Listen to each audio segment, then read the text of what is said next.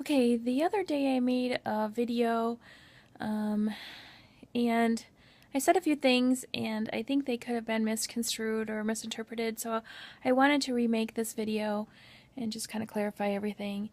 And so just to be clear about what I had said. So my mom had a headache earlier this month in February, and she had it for about 5 days. She had this migraine, and she tried to break it but couldn't. And so I told her, you need to go to the doctor. And she's out in Arizona, and I live here on the East Coast. And so I told her, you need to go in and find out what this is. So she went to the doctor's office, and he tested her for signs of a stroke, and he couldn't find anything, and so he gave her a muscle relaxer and some pain meds and like Imitrex to break the migraine. So she got the prescriptions for the muscle relaxer and the pain med filled because the Imitrex shot was expensive. She thought she would just try those medications first and see if she could get the headache to go away. So after about a week, she couldn't get the headache to break, so she filled the Imitrex,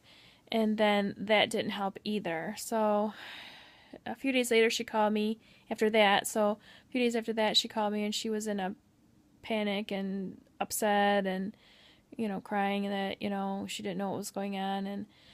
And so I flew her out here and took her to the ER here, and they did a CT and didn't find anything. So they said just make an appointment with the ophthalmologist or neurologist. So we went to the ophthalmologist the next day, and he took a look at her eye and said take her back to the ER. So they did an MRI, and in fact she did have a small stroke. So they kept her overnight and just to observe her and get her started on medication. And, when all this was happening, I'm asking God, well, why, and I think in the last video, I think it could have been misinterpreted that I asked God, why did she have the stroke? Well, that wasn't my question. That wasn't my why question. I knew why she had the stroke. She has smoked for 50 years, and, she has high cholesterol and doesn't take cholesterol medication, so those are the two main things to having a stroke, that right there. And so, my why was more of a selfish, fleshly why. It was, why is this happening to me? Why is my life going to be altered? My husband had cancer back in 2012, and he's in remission now, and we're just starting to move forward, and you make all these plans, and you think your life is going to go one way, and, and then you think, oh, my life is going to change, and, why is this happening? And, one of the 10 Commandments is to honor your father and your mother. And, and even though things have been rocky between my mom and I, we're still commanded to help them and honor them and be there for them.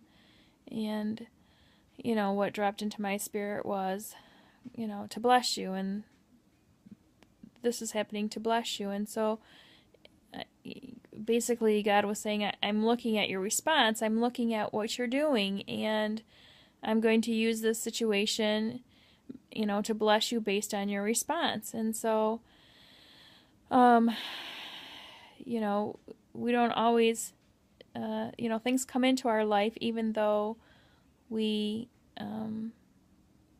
are still in the will of God. He still brings things to us, through trials. And since we're in God's army now, we should be following the will of God. And just as we pass our trials and tribulations, we move up and have more responsibility and blessings through God. And those come through going through these trials and crucifying our flesh to become more righteous. We are blessed by becoming more righteous. And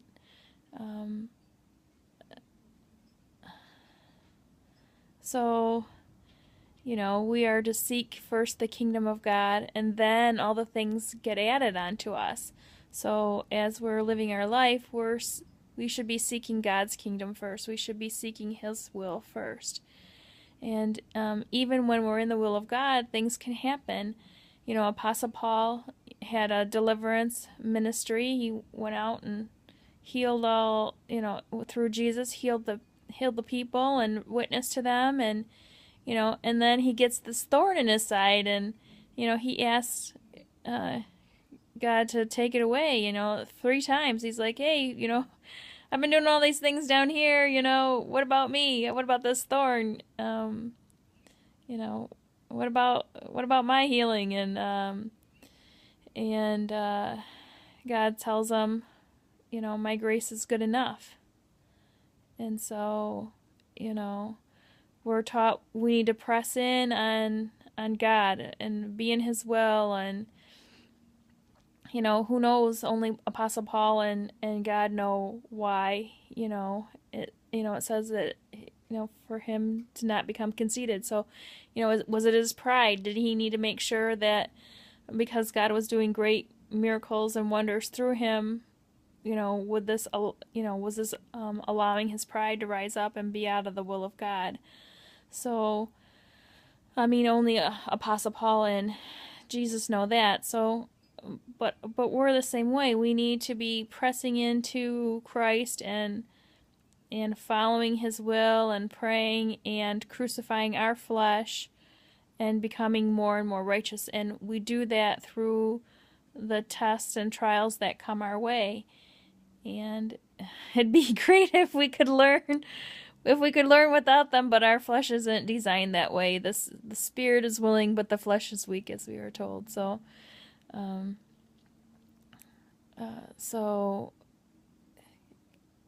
the trials are there for a reason. They're there for our response and to make us become more righteous and to crucify our flesh. And so he does really send these things our way and allow things to happen to bless us.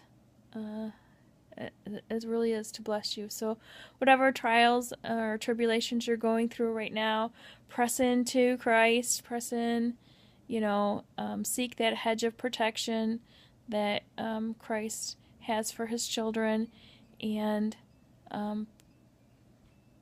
pray for you the crucifixion of your flesh and to show you the way through your trial. So may Jesus bless you. May God bless you. And the peace of God be with you.